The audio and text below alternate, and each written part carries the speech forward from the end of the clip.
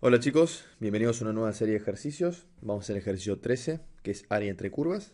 Ya anduvimos hablando cómo se calculan las áreas entre curva y eje, ¿sí? Entre curva y eje X o curva y eje Y. Y ahora vamos a hablar un poco de cómo se calculan las áreas entre dos curvas, ¿sí? Entonces, la idea de esto es la siguiente. Miren, podemos tener, por ejemplo, una curva de esta forma, ¿sí? Y vamos a tener la curva de esta forma, ¿ok? Entonces, a la primera curva la vamos a llamar g de x y a esta la vamos a llamar f de x. Entonces, por alguna razón en especial nos podría interesar toda esta área, ¿sí? O sea, área entre curvas, ¿no? Para lo cual tenemos que tener en consideración varias cosas, fíjense. En primer lugar, tenemos que ver cuál es el dominio de esa área. En otras palabras, entre qué límites de x está definida esa área, que es el área entre dos curvas, ¿no? O sea, si este es x1 y este es x2, la integral que voy a hacer de esta área va a ser la integral entre x1 y x2, ¿no? Voy a poner área, ¿sí? Va a ser la integral entre x1 y x2. ¿Pero de quién? Va a ser de la resta entre la integral de g de x, o sea, el techo, menos la integral, ¿sí? O sea, menos la de f de x, diferencial de x, ¿sí? Ahora voy a dibujar en los espacios que tengo libres, pero quiero que entiendan esto. En otras palabras, lo que voy a estar haciendo, fíjense si distribuyo el diferencial de x, ¿sí?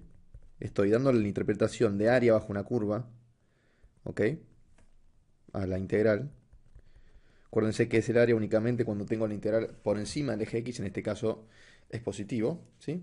Entonces lo que estoy haciendo en definitiva es restar, ¿sí? El área que queda comprendida entre g de x, ¿sí? Lo voy a dibujar acá,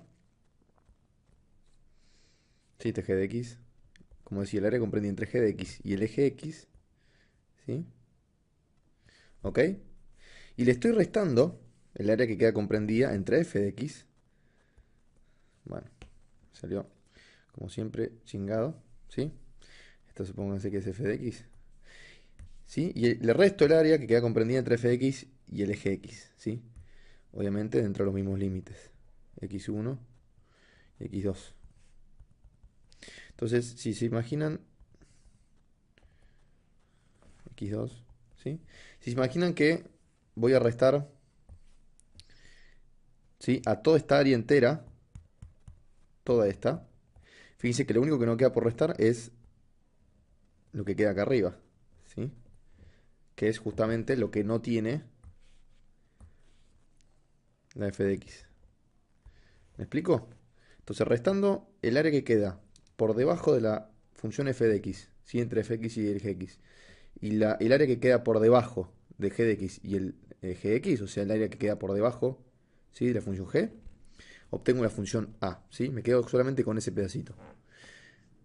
Por última vez, se los voy a dibujar acá. Entonces, resto el área que queda, ¿sí?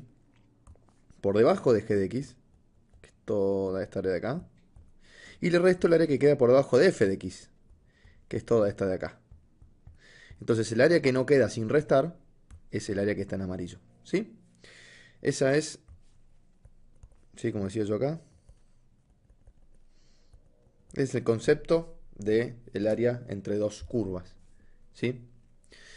Bien, vamos a usar generalmente esta forma, que es la más usual, sobre todo porque si son funciones muy parecidas, lineales, cuadráticas o lo que fuera, vamos a terminar armándonos una función auxiliar, sí, que vamos a llamar h de x, sí, que en realidad es la resta de dos funciones, y vamos a integrar directamente, sí, vamos a hacer la integral de esa h de x.